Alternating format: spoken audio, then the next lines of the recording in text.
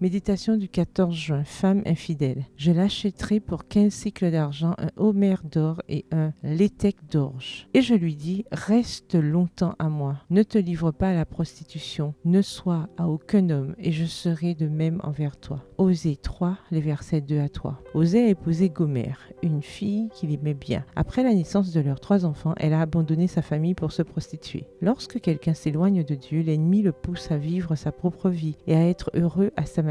Quelles que soient ses raisons, Gomer a causé de grandes souffrances à son mari et à ses enfants par son égoïsme. Dans les premiers temps, elle s'est sentie heureuse, mais le plaisir du péché est éphémère. Il ne comble pas le vide du cœur et montre rapidement sa réalité. Gomer s'est adonnée à son plaisir de manière si irresponsable qu'elle s'est endettée. Tout comme les débiteurs payaient leurs dettes en se donnant eux-mêmes comme esclaves auprès de leurs créditeurs, ainsi Gomer a été emmenée au marché aux esclaves. La belle et bien-aimée femme d'Osée, prostituée et rejetée, était exposée sur le marché aux esclaves. Osée a payé le prix en l'achetant pour lui-même, non pas pour en faire son esclave, mais pour la restaurer dans sa position digne d'épouse. Il aurait pu l'humilier, comme elle l'avait humilié, en le traitant avec indifférence et mépris, mais Osée l'aimait et lui a redonné sa place dans le foyer. Nous ne savons pas combien de temps Gomer est restée dans la prostitution, mais lorsqu'elle est revenue, Osée lui a dit qu'il y aurait un temps de purification de ses souillures, c'est-à-dire que, contaminée par les maux du péché, elle passerait du temps à réfléchir, à prendre des décisions et à se sanctifier pour son mari. Le mariage d'Osée avait des objectifs révélateurs. Dieu l'avait suscité en tant que prophète afin de réveiller Israël à son alliance avec le Seigneur. Le mariage d'Osée avec Gomer reflétait la réalité spirituelle du peuple.